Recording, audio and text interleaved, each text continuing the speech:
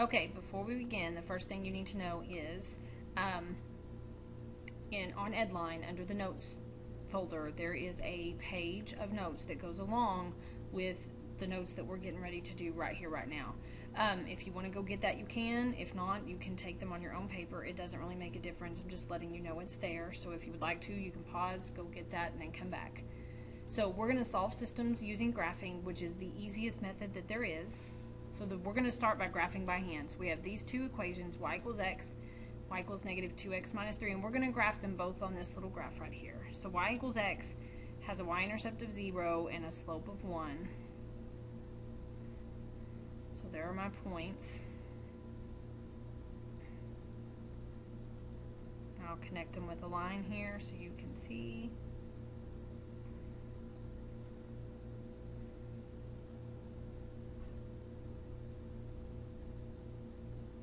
How it looks. And then the second one has a y-intercept of negative 3 and a slope of negative 2. So I've got to go down 2 over 1, or I can go backwards and go up 2 to the left 1. And then I'll connect those with a line.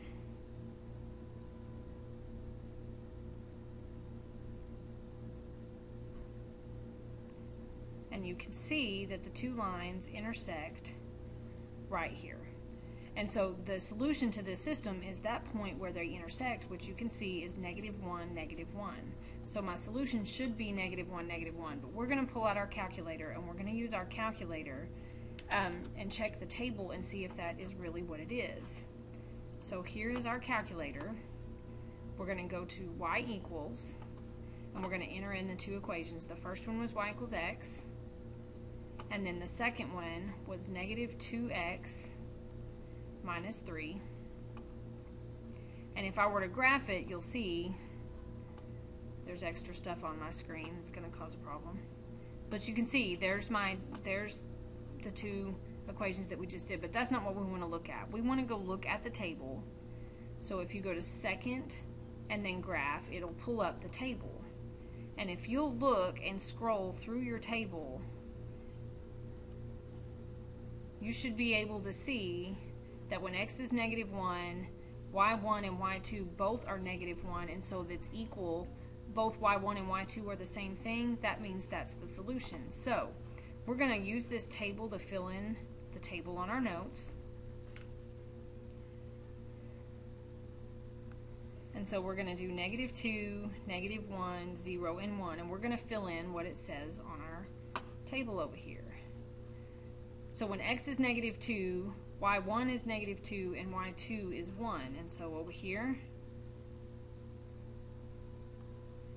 this is negative 2, and this was negative 1. We already saw that at negative 1, it was negative 1 and negative 1. And then when you look at 1, it's 1 and negative 5, and then at 2, it's 2 and negative 7. Need to correct that. This should be a plus 1. So this is 1 and negative 5, and this one becomes 2 and negative 7. And so if you look, this section right here in the table, it's the fact that y1 and y2 are the same. X being the same is coincidence in this case, but when y1 and y2 are the same, that points to your solution in the table. And that's one easy way to get the solution without actually having to go do elimination or substitution. Let's do another one. So we're going to use a table to determine if this ordered pair is a solution. So we're going to check to see if this ordered pair really works, but I can't do anything with these yet. They've got to say y equals. So this first one, 2/5 x minus y equals 0, I need y to be by itself. So I'm going to solve this for y. So I subtract 2x, or 2/5 x, and then I'm going to have to change all the signs so I have a positive y. So there's the first one. And then the second one, which is 3x minus y equals 13, I subtract the 3x, so I get negative 3x plus 13. And then when I change all the signs so I have a positive y, I have 3x minus 13. And so I'm going to put both of these in my calculator again. So we're going to go back to the calculator.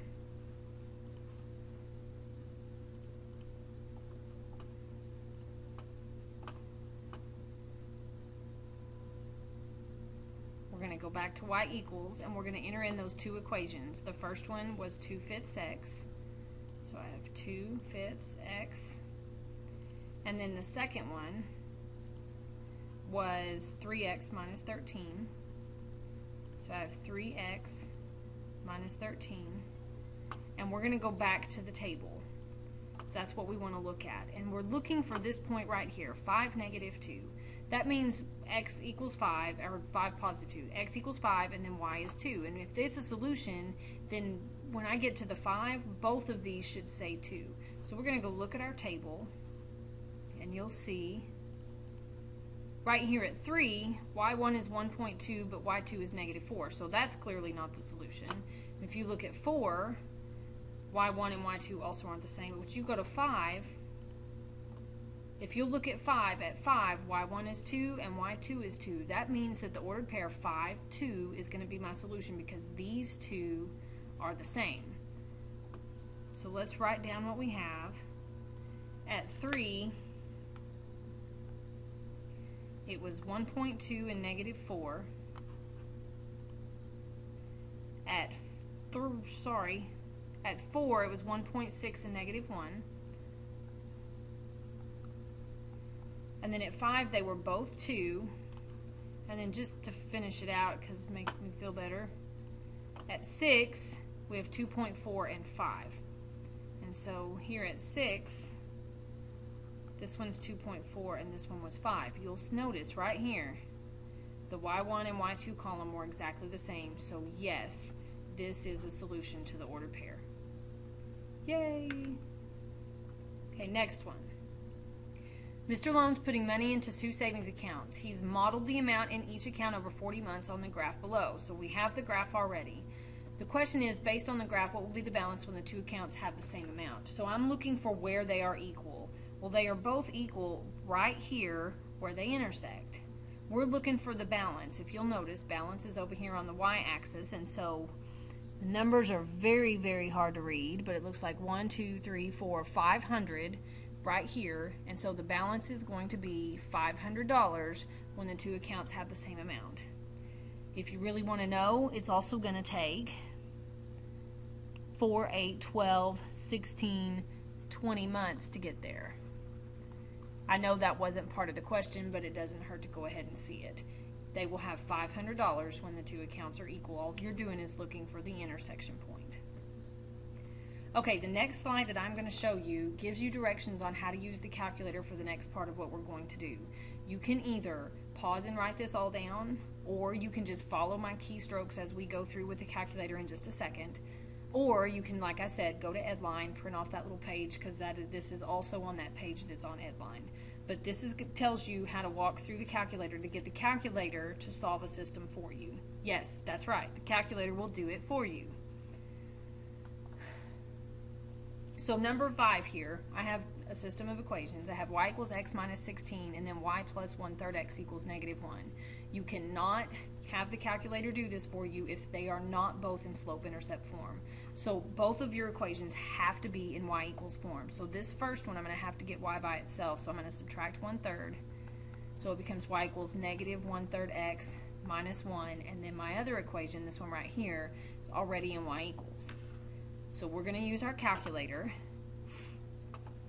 So we're going to go back to our calculator.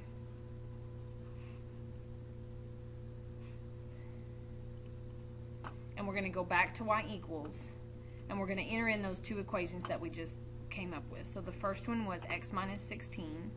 So I'm going to enter in x minus 16. And then the second one was -1/3 x minus 1. So then I have -1/3 x minus 1. We're going to graph them and see what they look like. Now the first thing that you need to look at is the fact that you cannot see where these 2 equations cross right now. If you can't see it on the screen, then your calculator is not going to be able to find it either. So we're going to have to change our window settings or our zoom in order to see this. Let me turn on my axes so that we can actually see them. Make this a lot prettier. But we're going to have to zoom so that we can see where these two lines intersect way over here somewhere. So I'm going to push the zoom button, and I want to zoom out. So I'm going to hit number 3, and I'm going to move my cursor over in the direction of where I want to zoom to. So it's going to be over here to the right and then down a little bit.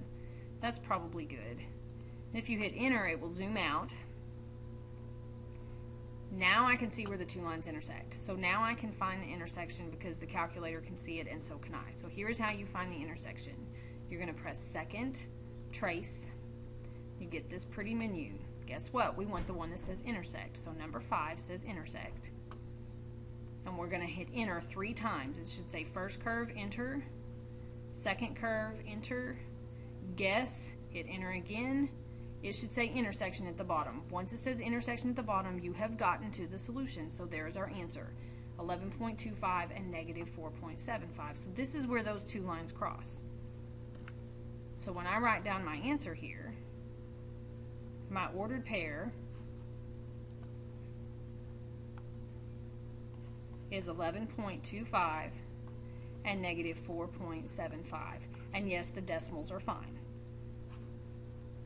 But instead of having to go through elimination or substitution, my calculator took care of it for me. So let's try the next one. They both already say y equals, and I'm pretty sure we're going to round this one to the nearest tenth. Sorry, we'll round to the nearest hundredth. We'll go to 2 decimal places. I believe that when we do this, it's going to get really nasty. But if you'll look, the second one is already solved for y for us, so we're going to leave this like it is. But the second one, we're going to have to get y by itself. So we're going to add 1.6x, so y equals 1.6x minus 5.34. We're going to do the same thing. We're going to put these into our calculator. So we're going to go back over here. We're going to go back to y equals, and we're going to enter in our new equations. The first one was 4.7x plus 2.1, 4.7x plus 2.1, and then the second one was the 1.6x minus 5.34.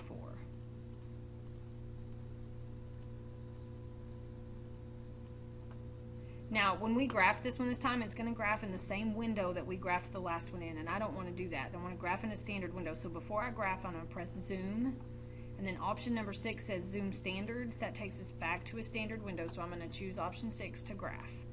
That way I go back to a standard window. And you'll see, you can just barely see the intersection point right here, but you can see it, so your calculator can find it. So we're going to go second, trace. Again, we want option 5 for the intersection.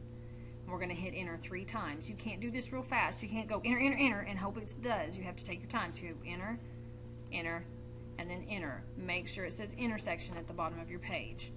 These don't have long, nasty decimals, so we'll just leave them like they are. So negative 2.4 and negative 9.18. So my solution to this one, negative 2.4 and negative 9.18. You could have done this using elimination or substitution, but with all those decimals, who wants to mess with that? So now we know how to use the calculator to do it. So let's do one more. Or 2 more. Okay.